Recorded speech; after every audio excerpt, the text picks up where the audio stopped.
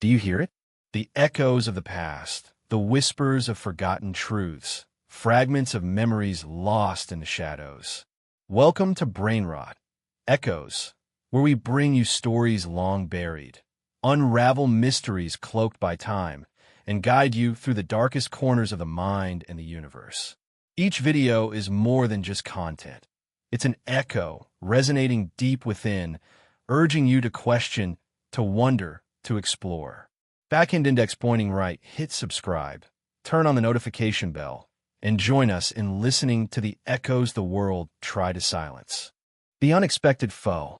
Admiral Czar clicked his mandibles in disbelief. You're telling me these primitive bipeds are our last hope? The ones who still get excited about controlled fusion and think quantum entanglement is spooky.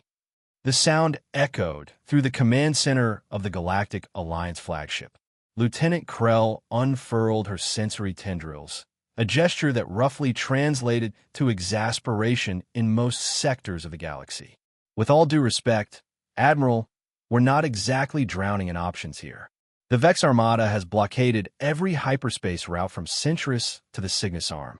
Our forces are scattered, and these primitive bipeds have somehow managed to evade detection for centuries because the Vex considered their solar system too insignificant to monitor.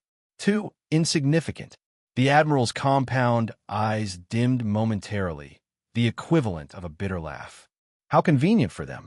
On the holographic display before them, a small blue-green planet rotated slowly, third from an unremarkable yellow star at the edge of a spiral galaxy. Earth. Population 9.7 billion. Technological advancement, pre-galactic. Political structure, fractured nation-states with emerging global governance. Threat assessment according to standard Galactic Alliance protocols. Negligible. Except now, negligible might just be their salvation. Fine. Admirals are finally conceded. Make contact. But I want on record that I think this is absolutely ridiculous. These humans have barely left their own planet.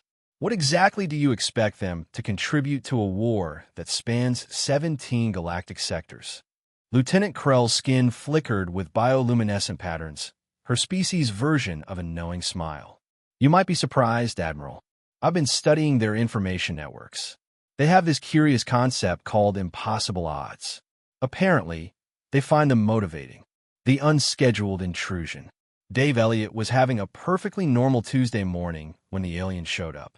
He just poured his second cup of coffee, the first having failed in its sacred duty to transform him from zombie to functioning adult, when his phone, laptop, television, microwave, and even his supposedly not connected to the internet alarm clock all simultaneously lit up with the same message. Attention citizens of Earth, first contact protocol initiated. This is not a drill, hoax, viral marketing campaign, or particularly elaborate prank. Please stand by for important information. Dave stared at his devices, coffee mug suspended halfway to his lips. Well, that's new. He had approximately 47 seconds to contemplate whether this was a massive hack, the world's least subtle product launch, or the beginning of the apocalypse before the real show started. The message disappeared, replaced by the image of what could only be described as a jellyfish that had somehow evolved to have both a beak and what appeared to be extremely professional business attire. People of Earth, the alien began, its beak moving in perfect sync with the translated words. I am Lieutenant Krell of the Galactic Alliance. We apologize for this unscheduled intrusion into your communications networks, but time is of the essence. The galaxy needs your help.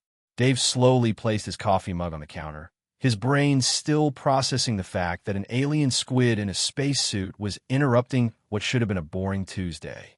That's not a guy in a costume, is it? He muttered to himself. His question was promptly answered when the camera view pulled back to reveal a command center filled with an assortment of beings that would make the most creative Hollywood special effects team weep with inadequacy. Some had too many limbs, others too few. Some appear to be made primarily of crystalline structures, while others seem to be composed of living smoke. For over 3 centuries, the Galactic Alliance has maintained peace across known space, Lieutenant Krell continued. 2 standard galactic years ago, This peace was shattered by the emergence of the Vex Armada, a militaristic collective intent on subjugating all sentient life. Despite our technological advantages, we have been steadily losing ground. The Vex have developed countermeasures to our weapons, our shields, and our tactics. The image shifted to show massive, angular ships that somehow managed to look both mechanical and organic simultaneously, like someone had crossbred a stealth bomber with a particularly angry wasp nest. Our analysts have determined that the Vex have a critical weakness in their defense systems. Unfortunately, Alliance species have neural structures that are immediately detected by Vex bioscanners. Your species, however, is unknown to them. Your neural patterns are distinct. Your technology, while primitive by our standards, operates on principles the Vex do not monitor. In short, you are invisible to them, a blind spot in their otherwise perfect surveillance. Dave found himself nodding along, as if an alien asking humanity to fight in an intergalactic war was a perfectly reasonable proposal that just needed a few clarifying questions. "So you want us to what? Build you some humans-only weapons?" he asked his television, fully aware that talking back to a broadcast was ridiculous, but unable to stop himself. As if hearing his question, Lieutenant Krell continued, "We need your assistance in deploying specialized countermeasures against Vex Command ships. Your technological limitations are paradoxically your greatest strength in this conflict. The more primitive the technology, the more invisible it is to Vex detection systems." Dave couldn't help but laugh. "Oh great, we're space hillbillies. They'll never see our rusty pickup trucks coming." The broadcast continued for another 15 minutes, detailing coordinates for meeting points, assurances that this was not an invasion, and instructions for world leaders to convene emergency sessions. The unusual recruitment. By the time it ended, Dave had finished his coffee and come to the surreal conclusion that he might need to call in an alien invasion to his workplace as a legitimate excuse for being late. He picked up his phone to do exactly that when it rang. The caller ID showed Global Emergency Alert, followed by a message that made his stomach drop. "Attention Dave Elliott, your expertise has been identified as crucial. Report to Hangar 7, Edwards Air Force Base. Transport en route to your location. Estimated arrival, 12 minutes. Dave stared at the message in disbelief. "My expertise? I design user interfaces for banking apps. What the hell do aliens want with?" The rest of his protest was cut short by the distinctive whine of something very large and very fast descending outside his apartment building. "Let me get this straight," Captain Alexis Wright said, her voice impressively steady given the circumstances. "You infiltrated our global networks, identified key personnel from every field imaginable. Abducted them. Expedited recruitment," Lieutenant Krell corrected. "Abducted them," Wright insisted. "Brought us to a secret military base, and now you're asking us to retrofit commercial spacecraft with improvised weapons to fight an alien armada?" The briefing room at Edwards Air Force Base was packed with an eclectic mix of individuals. Military personnel, scientists, engineers, and, inexplicably to many, a number of people whose expertise seemed questionable at best in the context of intergalactic warfare. Dave sat in the back row, still trying to process how he'd gone from contemplating calling in sick to work to being part of Earth's apparent last line of defense against alien invaders. Next to him sat a woman who had introduced herself as Dr. Valentina Sokolov, a quantum physicist who appeared to be taking the situation in stride, and a teenager who'd only identified herself as Brody and claimed to be a champion drone racer. Admiral Zixter stepped forward, mandibles clicking in what the humans were beginning to recognize as irritation. "Captain Wright, perhaps I can clarify our position. The Vex Armada has destroyed or occupied 37 Alliance worlds. Their next target is the Proxima Centauri system, the closest star system to your own. Once they establish a foothold there, Earth will be detected, analyzed, and almost certainly deemed a threat to be eliminated preemptively." "Why would they consider us a threat?" A voice called from the crowd. "You just spent 20 minutes explaining how primitive we are compared to you." "Because," the Admiral's voice took on a grim tone, "the Vex eliminate any species with the potential for rapid technological advancement. And your species?" He paused, mandibles clicking in what might have been reluctant admiration. Your species went from first powered flight to landing on your moon in 66 years. That rate of development is unprecedented in galactic records. A murmur ran through the assembled humans. So, we're too stupid to be useful, but too smart to be left alive, Dave muttered to no one in particular. That's actually pretty on brand for us. Lieutenant Krell's tentacles rippled. More accurately, Mr. Elliot, you exist in a unique sweet spot. Advanced enough to understand the principles of our technology, primitive enough to be invisible to Vex detection systems, and adaptable enough to potentially make this insane plan work. Dave blinked. You can hear me from all the way up there? My species evolved as ambush predators in methane oceans with extreme pressure differentials.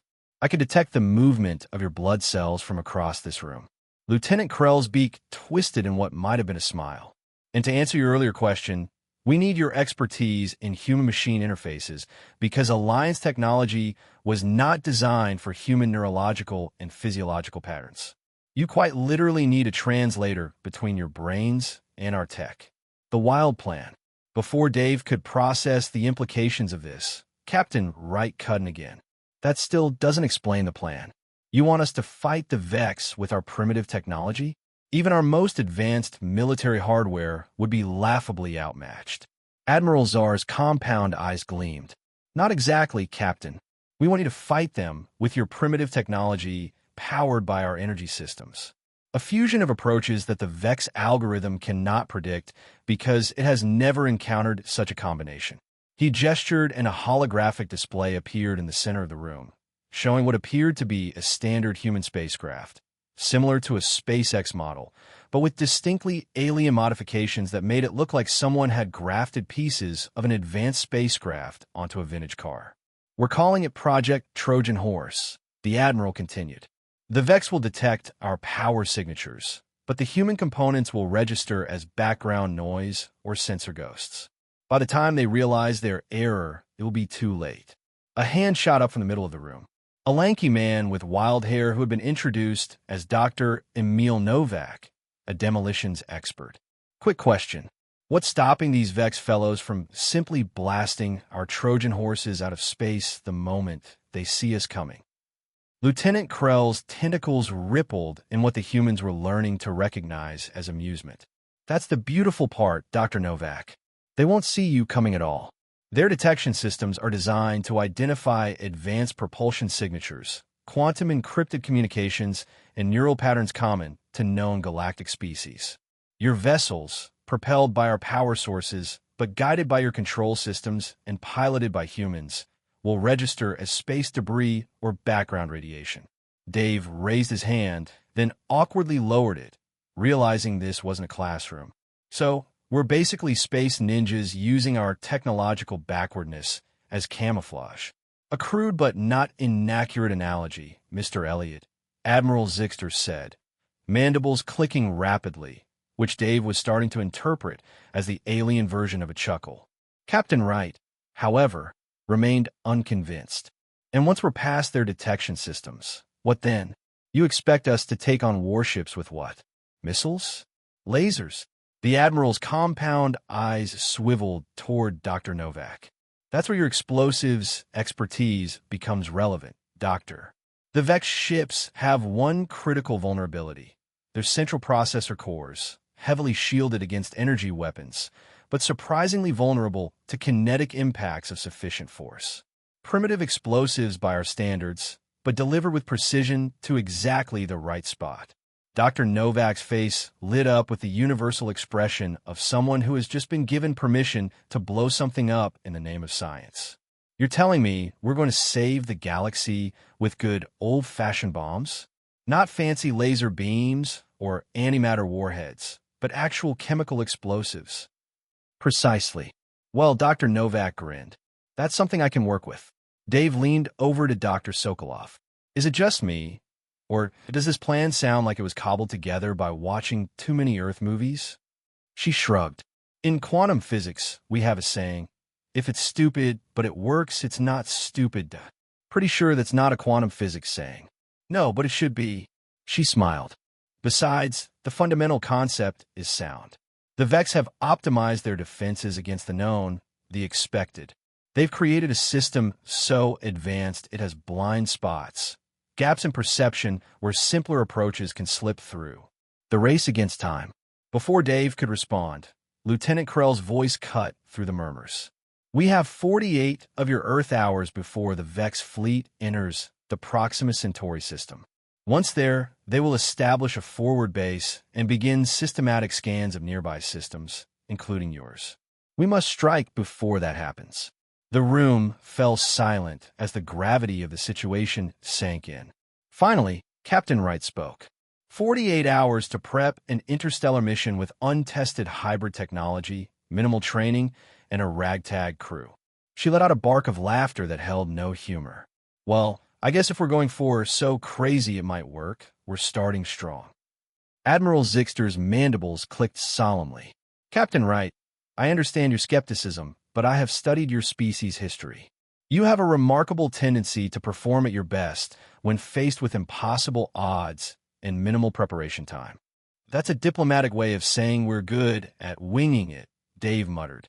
Winging it, the Admiral repeated, the translation matrix struggling with the idiom. Yes, your capacity for improvisation, for winging it, may well be the salvation of the galaxy. The next 43 hours passed in a blur of activity that defied all logic, safety protocols, and probably several laws of physics. Hangar 7 had been transformed into a chaotic blend of human and alien technology, with teams working around the clock to retrofit 12 Earth spacecraft with Alliance power systems and weapons designed to bypass Vex defenses. Dave found himself at the center of what he had started calling the translation team, a group of UI designers, neuroscientists, and Alliance engineers working to create control systems that human pilots could use to operate the hybrid vessels. The problem, he explained to a bleary-eyed group during hour 37 of the prep, is that we're trying to create an interface between two completely different technological philosophies. Alliance tech is heavily integrated with their biology. It's intuitive for them because it was designed for their neural patterns. Our tech is external, mechanical, with deliberate barriers between user and system. Dr. Sokolov nodded, adding, and we need to preserve those barriers to maintain our invisibility to the Vex while still allowing our pilots to access the full capabilities of the Alliance power systems. Exactly, Dave pointed to the prototype interface they'd cobbled together. A bizarre hybrid of holographic displays, mechanical controls, and neural feedback loops that looked like someone had welded parts from a fighter jet cockpit onto the bridge of a sci-fi spaceship. It's ugly as sin, but it should work. The Alliance systems think they're being operated by an Alliance pilot, while the human pilot is actually controlling everything through our interfaces. Dr. Emil Novak wandered over, his clothes covered in what appeared to be a combination of engine grease and an iridescent alien substance. How's the UI coming? Because I've got 12 hybrid warheads ready to go, and I'd prefer if the delivery system didn't crash before we can drop them off. Dave gave him a thumbs up. We're calling it the Babel Box. It's hideous, but functional like a website from the early 2000s, but it'll get the job done. Novak grinned. Good, because my babies are ready to dance. He patted the tablet he was carrying, which displayed schematics for what looked like standard Earth explosives that had been modified with alien technology in ways that made Dave's head hurt just looking at them. Please tell me those aren't going to blow up before we deliver them, Dave said. Almost certainly not, Novak replied cheerfully. The Alliance power cores give us about 1,000 times the yield of our best conventional explosives, all packed into something the size of a softball. One of these hits a Vex processor core, and boom, no more Vex ship. And if it hits literally anywhere else, then we've given the Vex a very expensive light show and probably made them very angry. Novak shrugged. Precision delivery is kind of the whole ball game here. A loud clang from across the hangar drew their attention. Captain Wright was standing atop one of the retrofitted spacecraft, a modified SpaceX Starship that now bristled with alien technology in ways that somehow managed to look both advanced and like something assembled in someone's garage. Listen up, she called out, her voice cutting through the chaos. Launch in 5 hours. I need all systems checks completed in 3. Crew briefing in 4. If you're still attaching things with the space equivalent of bubblegum and prayers, now's the time to wrap it up. Dave turned back to his team. You heard the captain. Let's make sure our pilots can actually fly these contraptions without accidentally sending themselves into another dimension. The audacious decision. As the team scattered to finalize their work, Lieutenant Krell approached, her tentacles moving in what Dave had learned was a pattern indicating concern. Mr. Elliot, a moment of your time. Dave nodded, setting down the tablet he'd been working on. What's up, Lieutenant? Having second thoughts about trusting the galaxy's safety to a bunch of primates with screwdrivers. The alien's beak twisted in what might have been a smile. On the contrary, I have been impressed by your species' ability to adapt to our technology. It would have taken an Alliance engineering team months to accomplish what you've done in days. Nothing motivates human innovation like an imminent apocalypse, Dave said. Plus, half of what we've done probably violates about a dozen safety protocols that Alliance engineers would have been too responsible to ignore. That is precisely my point, Krell said. Your willingness to take risks, to cut corners, as you say, is both terrifying and exactly what this mission requires. Dave frowned. Why do I feel like there's a but coming? Lieutenant Krell's tentacles rippled. The Admiral has received updated intelligence. The Vex fleet has accelerated its approach to the Proxima Centauri system. They will arrive in approximately 7 of your Earth hours. But launch isn't for 5 hours, and we need at least another 3 hours of travel time to reach the intercept point, Dave said, the implications sinking in. We'll be cutting it too close. Correct. Which is why I've come to you. The alien's voice lowered. The Admiral believes we should abort the mission, withdraw Alliance forces, and prepare alternative defenses. Alternative defenses? You mean right off Earth as a lost cause? Lieutenant Krell's silence was answer enough. Dave ran a hand through his hair, mind racing. We need a launch now. Not in 5 hours. Now. The systems aren't fully tested. They never are. Dave cut her off. Look, I've been in software development for 15 years. You know what happens if you wait until everything is perfect? You never launch. Sometimes you have to push the button and fix the bugs in the first update. This isn't software, Mr. Elliot. If these ships fail, then we're no worse off than if we do nothing, Dave finished. But if they work, even partially, we have a chance. And a partial chance is better than no chance at all. Lieutenant Krell studied him for a long moment, her alien features unreadable.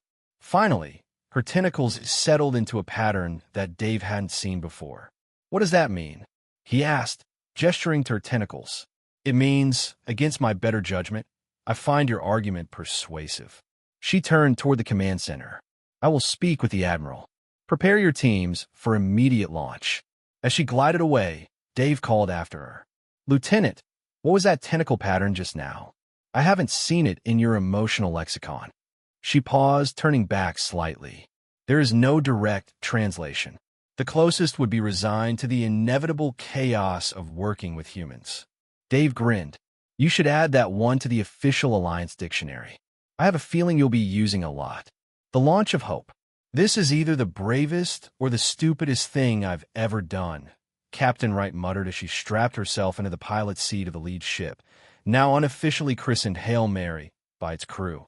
Beside her, Dr. Sokolov finished her own pre-flight checks on the jerry-rig systems. In quantum mechanics, an action can be both until observed. Schrodinger's mission, if you will. Not helping, Doctor. Dave's voice came through the comms from Mission Control, where he was coordinating the interface systems across all 12 ships. All Babel boxes are online and functioning. Well, functioning as well as can be expected for something we invented 2 days ago. Very reassuring, Wright replied dryly. Status on the other ships? All reporting ready for launch. Dr. Novak is aboard the Plan B with his team and the warheads. The rest of the ships have their designated payloads and teams. And our alien friends. Admiral Zixer's voice cut in. Alliance command ship is maintaining position just beyond your moon's orbit. We will provide real-time intelligence and emergency extraction if necessary. If necessary, Wright repeated. Let's hope it isn't. All ships, final systems check. As the crews reported in, Dave watched from the makeshift mission control they'd established in Hangar 7. Around him, a mix of military personnel and Alliance advisors monitored the status of the hybrid vessels. Lieutenant Krell moved to stand beside him. "Your species continues to surprise me, Mr. Elliot. Most civilizations would be paralyzed with fear at this point." Dave shrugged. "Oh, we're terrified. We just got really good at functioning while screaming internally. A useful adaptation. Plus," Dave added, "humans have this weird quality where the more impossible something seems, the more some of us want to try just to prove it can be done." The alien's tentacles rippled in what Dave now recognized as amusement. "The Admiral has a theory about your species. He believes you evolved this trait because your planet is unusually hostile by galactic standards. Earth hostile. Consider extreme temperature variations, multiple apex predators, regular natural disasters, constantly shifting terrain, and a remarkable variety of ways to die from microscopic organisms. Most evolved sentients come from much more stable environments." Dave laughed. "So what you're saying is we're Space Australia. Everything on our planet was trying to kill us, so we got weird and tough." Before Lieutenant Krell could respond, Captain Wright's voice came through the comms. "All systems go. Initiating launch sequence." The space slingshot. The hangar doors slid open, revealing the night sky above. One by one, the 12 retrofitted spacecraft rose on columns of flame that shifted from standard rocket exhaust to an eerie blue glow. As the Alliance power systems engaged, Dave watched the monitors as the ships accelerated at a rate that should have been impossible for vessels of their size and construction. Another gift from Alliance technology. "They're away," he reported, unable to keep the mix of awe and terror from his voice. "Transit time to Proxima Centauri intercept point. 2 hours, 17 minutes. Lieutenant Krell's tentacles went still. "The Vex fleet will arrive in 3 hours, 42 minutes. They will detect the Proxima system and begin their scans 1 hour after that. So our window is narrow. Extremely narrow," the alien finished. Dave nodded, eyes fixed on the tracking displays. "Well, if there's one thing humans are good at, it's squeezing through narrow windows, usually right at the last possible second, just to make it more dramatic." "Is that supposed to be reassuring?" "Not really," Dave admitted, "but it's kind of our thing." The journey to the intercept point was surprisingly uneventful, which Captain Wright found more unnerving than reassuring. The hybrid ships moved through space at speeds that Earth technology alone could never have achieved, guided by human hands through interfaces that shouldn't have worked, but somehow did. "Status report," she called out. As they approached the designated coordinates, Dr. Sokolov consulted the bizarre mashup of screens and holographic displays that constituted their navigation system. "We're approaching the outer boundary of the Proxima Centauri system. All ships maintaining formation. No sign of Vex activity yet." In the cargo hold of the ship designated Plan B, Dr. Novak was making final adjustments to the hybrid warheads. Each one contained a core of Alliance energy technology surrounded by a shell of human-designed explosives, a combination that Alliance engineers had initially declared impossible until Novak demonstrated otherwise with a test that had left a crater in the Nevada desert. "How are we doing back there, Doc?" Wright's voice came through the intercom. "Just giving my babies their pep talk," Novak replied, patting one of the warheads affectionately. "They're ready to meet their destiny. Save the poetry for after we survive this," Wright replied. "We're reaching the deployment zone in 10 minutes. Aboard the Hail Mary, Captain Wright turned to her co-pilot, a young Air Force lieutenant named Dmitry Volkov, who had been selected for his experience with experimental aircraft. "Remember the plan?" she said. "We stay dark until the last possible moment. No active scans, minimal communications. We're just space junk as far as the Vex are concerned." Volkov nodded, his hands hovering over controls that had been standard flight sticks 2 days ago, and now were integrated with alien technology in ways that defied easy explanation. "What they do spot us?" he asked. "Then we deploy early and hope for the best," Wright answered. "But according to our alien friends, the Vex are creatures of pattern and prediction. They don't expect us, so they won't be looking for us. And we all know how reliable alien intelligence has been throughout human history. Volkov muttered before adding hastily, fictional human history, I mean. Wright managed a tight smile. Well, if they're wrong, we'll never know it. We'll just be space dust. The comms crackled to life with Admiral Zixter's voice. Alliance sensors have detected the leading edge of the Vex fleet entering the system. Estimate 63 of your minutes until they reach final position. Copy that, Wright responded. All ships maintain current trajectory and speed. Radio silence from this point forward unless absolutely necessary. The decisive moment. As the minutes ticked by, tension built across the small fleet. The hybrid ships continued their approach, now moving on minimal power to reduce their signature even further. In mission control, Dave watched the sensor feeds with growing anxiety.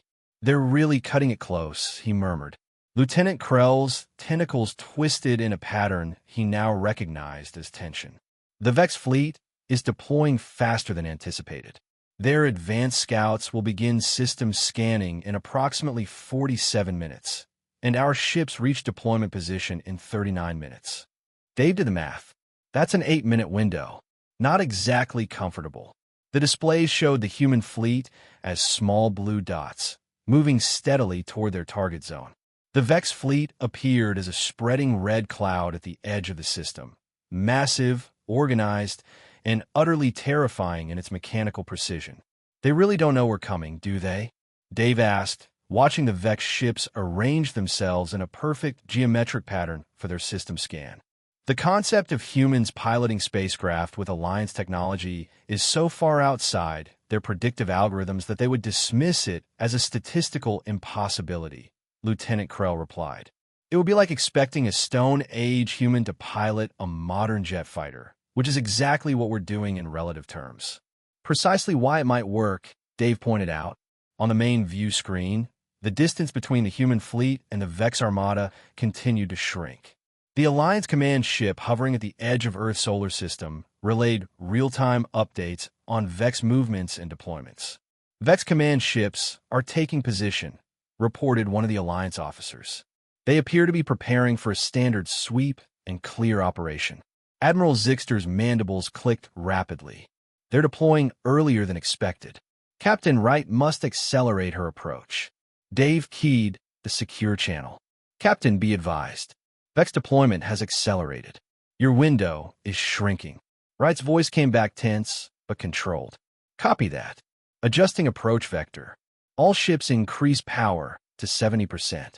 Let's hope they're as blind to us as we think they are. The blue dots on the display accelerated, closing the distance more rapidly now. The risk of detection increased with their speed, but it was a calculated risk, one they had no choice but to take. 30 kilometers to deployment zone. Dr. Sokolov reported aboard the Hail Mary. Vex fleet is establishing their scanning perimeter. Any indication they've spotted us? Wright asked. Negative. No change in their formation or activity. Wright allowed herself a small breath of relief. All ships prepare for payload deployment. We hit them fast and scatter before they know what happened.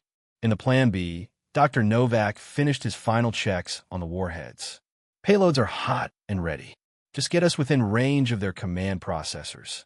The minutes crawled by with excruciating slowness.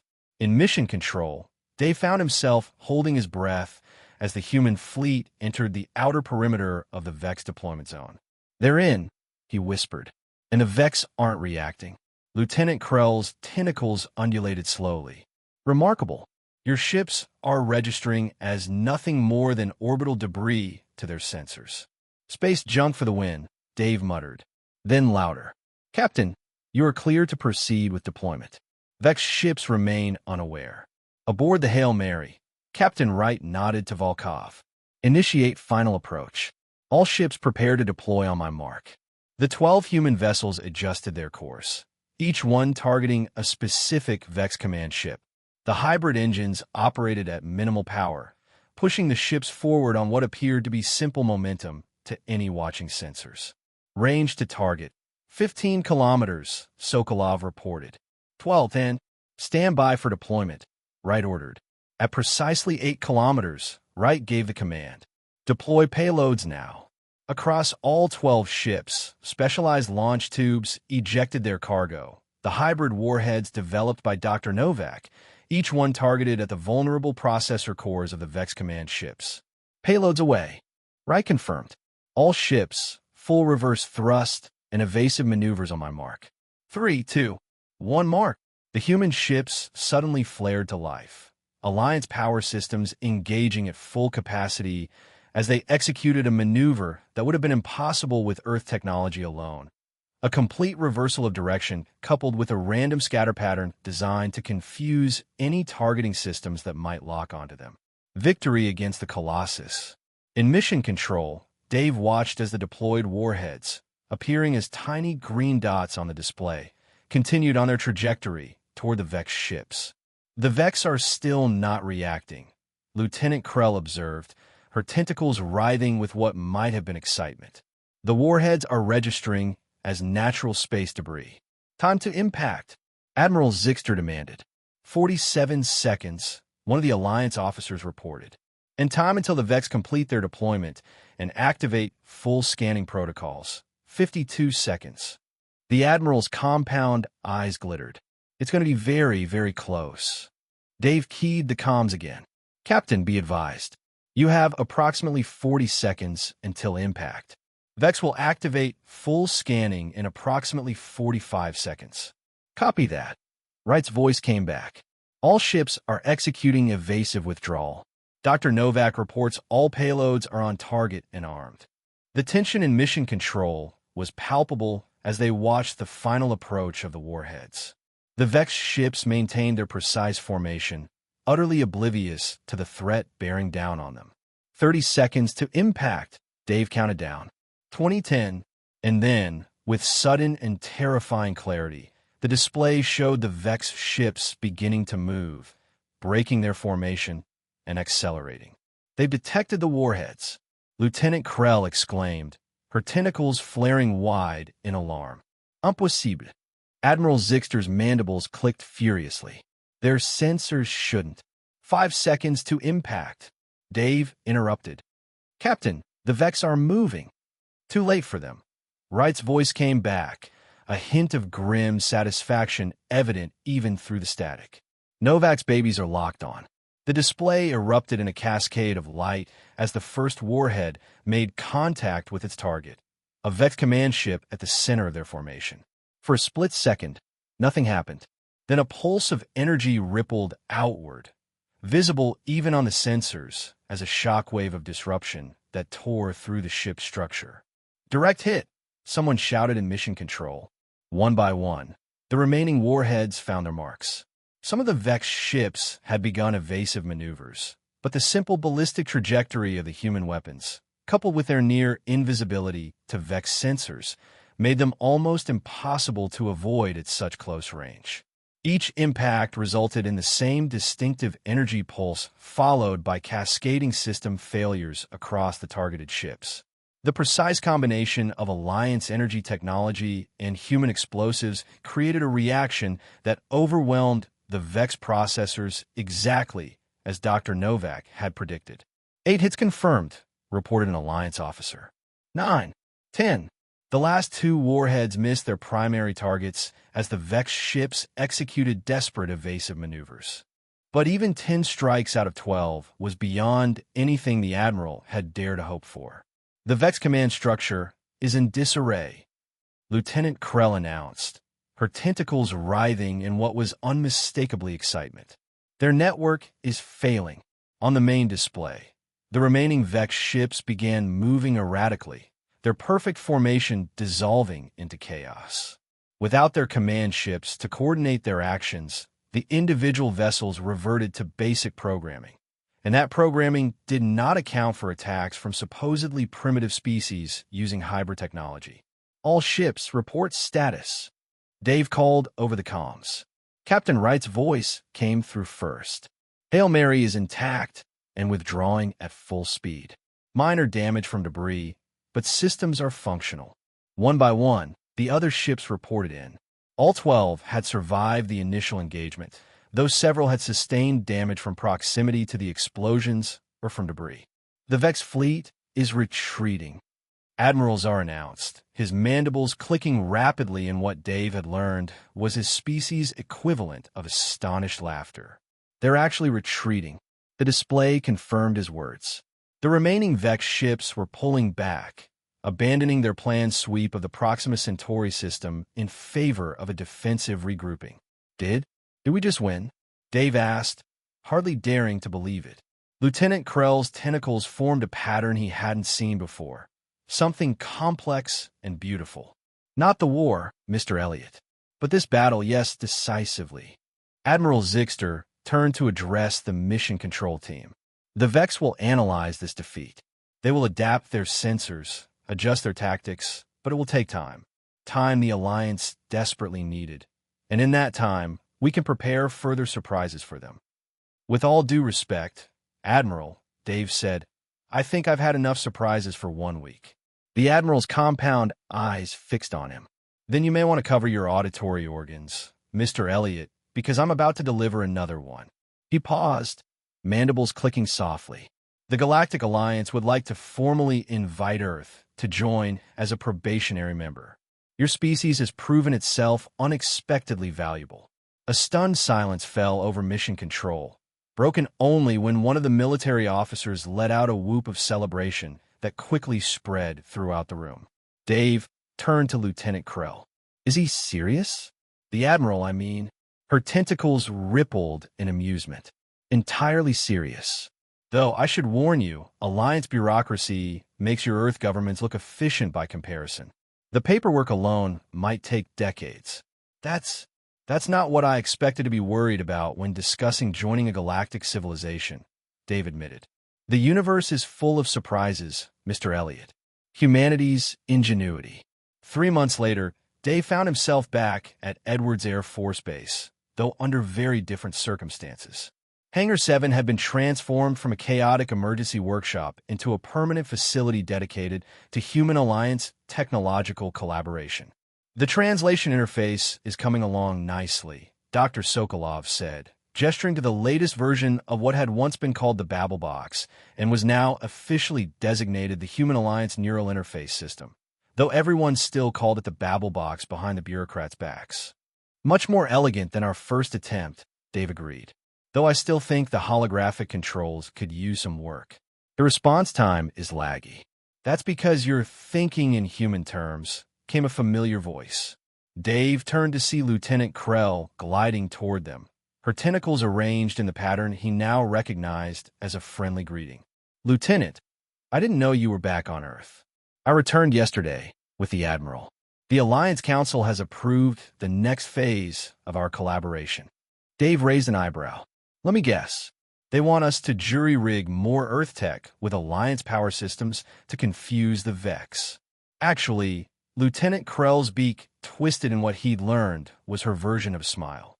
They want to incorporate human design principles into Alliance technology. Your species' approach to problem-solving has proven illuminating. You mean our habit of duct-taping solutions together and hoping for the best? I mean your ability to find unconventional solutions precisely because you don't know what's supposed to be impossible. She gestured to the modified spacecraft nearby, where Dr. Novak was working with a team of engineers. The Vex have begun adapting their sensors to detect our hybrid vessels. Dr. Novak's team is already developing countermeasures that no Alliance engineer would have considered. Dave smiled. Yeah, he's talking about something involving actual physical chaff, like metal strips combined with Alliance phase-shifting technology. Says it'll make our ships look like quantum confetti to Vex sensors. Will it work? No idea, but that's never stopped us before. Captain Wright joined them, now wearing a new uniform patch that featured Earth alongside the symbol of the Galactic Alliance. Lieutenant, good to see you. I assume you're here for the demonstration. Demonstration? Dave asked. Wright grinned. The first squadron of fully integrated hybrid fighters is ready for a test flight. Alliance power systems, human controls, and a few special modifications, courtesy of Dr. Novak and his team. The Admiral is particularly interested in what you call Plan B, Lieutenant Krell added. Dave laughed. Of course he is. Aliens travel across the galaxy with technology centuries beyond ours. And what impresses them most is our backup plans for when everything goes wrong. It's not just that. Lieutenant Krell's tentacles formed a thoughtful pattern. It's your species' fundamental understanding that things will go wrong and your preparation for that inevitability. Most Alliance species evolved in environments stable enough that they developed a belief in perfect solutions. Humans know better. So, we're teaching advanced aliens the value of expecting disaster. Dave shook his head. That's actually pretty on-brand for humanity. Indeed, Lieutenant Krell's tentacles rippled with amusement. The Admiral has a saying now, borrowed from your Earth languages. For elegant problems, consult the Mivians. For elegant solutions, consult the 3X. For inelegant problems with no elegant solutions, call a human. Captain Wright laughed. I'll take that as a compliment. As you should, Lieutenant Krell said. The Vex believed help would never arrive for the Alliance because they calculated all possible responses from known species. They never accounted for humans. Dave smiled. So, we're the galaxy's wild card. More than that, Mr. Elliot. You're the storm no one saw coming. Lieutenant Krell's tentacles formed the now familiar pattern of respect. And the galaxy is better for it. Outside, the first squadron of Earth Alliance hybrid fighters rose into the clear blue sky, their engines flaring with a distinctive blue-white glow that was neither fully human nor fully alien technology, but something new, something unexpected, just like humanity itself. The end.